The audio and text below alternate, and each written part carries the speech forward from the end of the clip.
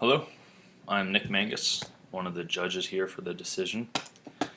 Let's go ahead and just get started. The court case that brings us here today is the case of Kealoha Torres and her doctor, Dr. Seuss, who are both fighting for Kealoha's right to enact the Our Care, Our Choice Act. The Our Care, Our Choice Act is an act which allows terminally ill patients to take their own lives. Kealoha was diagnosed with fatal sporadic insomnia and given 7 to 73 months to live. This was in 2018 when the patient was 16. Over the last 2 years, Kealoha has been suffering from rapid deterioration of mental function, hallucinations, loss of balance, nerve damage, and being in extreme pain. The patient has been able to communicate in the past by nodding or shaking her head. Unfortunately, her range of motion has been decreased due to the disease. On her 18th birthday, she requested to enact the right to use Our Care, Our Choice. Leahi Hospital, the hospital hosting the patient, is threatening to sue Dr. Seuss for malpractice if Dr. Seuss continues to help Kealoha with the assisted suicide. The facts of the case, here they are. The patient has 6 months or less to live and is in excruciating pain.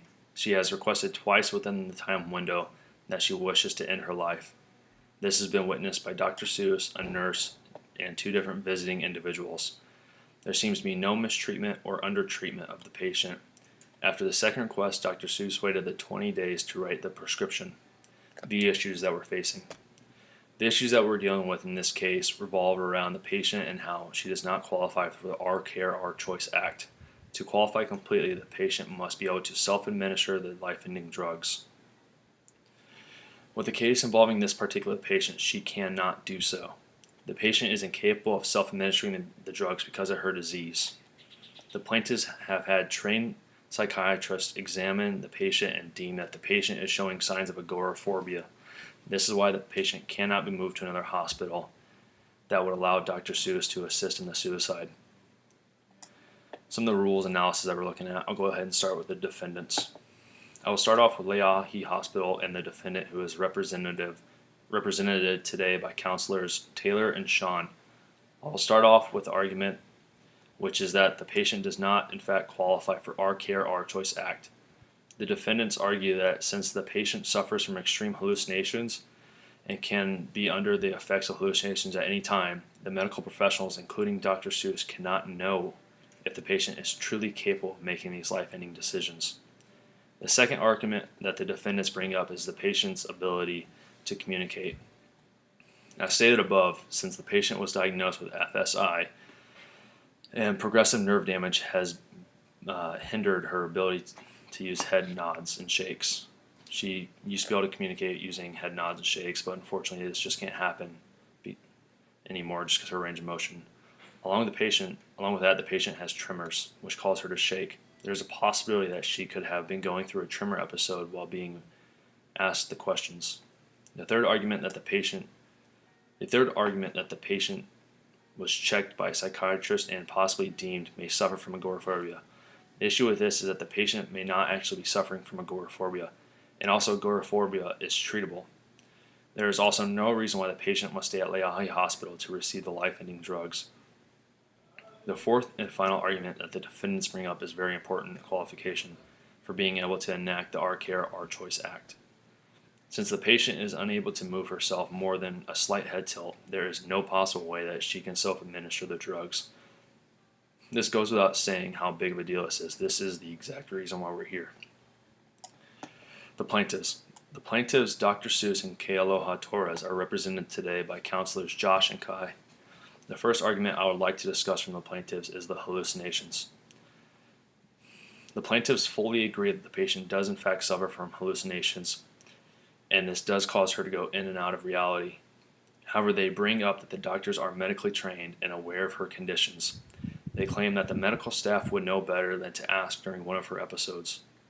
This leads me to the next argument. Does the patient have the mental capacity to know what is going on? The plaintiffs claim that Dr. Seuss has given a diagnosis that she is in fact mentally capable of making these decisions. Continuing on to the plaintiff's next argument of whether the doctor or medical staff can actually know what the patient is capable of saying yes and wanting to enact the Our Care, Our Choice Act. They mentioned that when the patient was 16, she declared that she wanted it to happen. Even after the patient became a legal adult, she was still able to communicate her desire by using a professional interpreter and moving her head. The final argument that the plaintiffs discussed is the 14th Amendment. Just to clarify, the 14th Amendment, Section 1 states, "No state shall make or enforce any law which shall abridge the privileges or immunities of citizens of the United States, nor shall any state deprive any person of life, liberty, or property without due process of law, nor deny any person within its jurisdiction the equal right protection of the laws."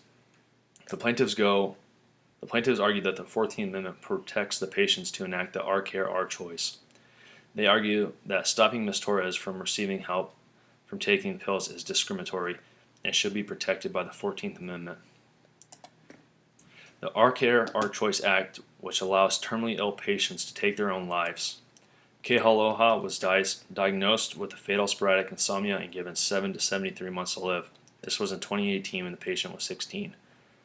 Over the last 2 years, Kealoha has been suffering from rapid deterioration of muscle function, hallucinations, loss of balance, nerve damage, and suffering from extreme pain.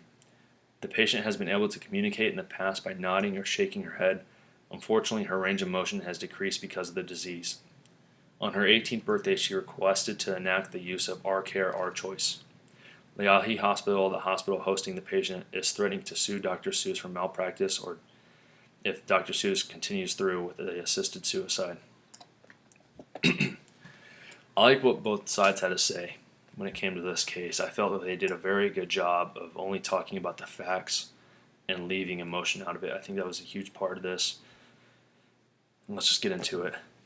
A few things that I liked about the defendant's argument was the patient was consistently having hallucinations and could have caused her to not really know what was going on. Another valid argument that the patient's inability to properly give her approval. Her body has been breaking down, thus making her nods and shakes appear very similar to her tremors. The last great point that was made about how she is not able to self-administer the drug. I believe this is a very important part of Our Care, Our Choice Act. I believe this is written in there so that the patient has the power to stop the act in its final hour, if you will. The plaintiffs made some great points as well. I especially like how they mentioned the patient has a long history of wanting to take the life-ending medication. Also, they explain how the patient does in fact go through episodes of hallucinations, but the trained medical staff is trained so they know not to ask during one of these episodes. I do believe the key argument that Josh made is about how the 14th Amendment protects her rights. Just because she doesn't have a mobile body doesn't mean she should not be disqualified from using the act. To quote Josh, "The law is about having the intent to kill themselves." I believe that what we are dealing with are special circumstances. In special court, I tried to enact a scenario that would make both parties happy. Unfortunately, neither party found this scenario pleasing. Therefore, at this time, I, Judge Nick Mangus, find no choice but to award the plaintiff Kealoha Torres the right to enact the Our Care, Our Choice Act with the help of Dr. Seuss on Leahi Hospital premises. This is effective as of today, August 10th, 2020.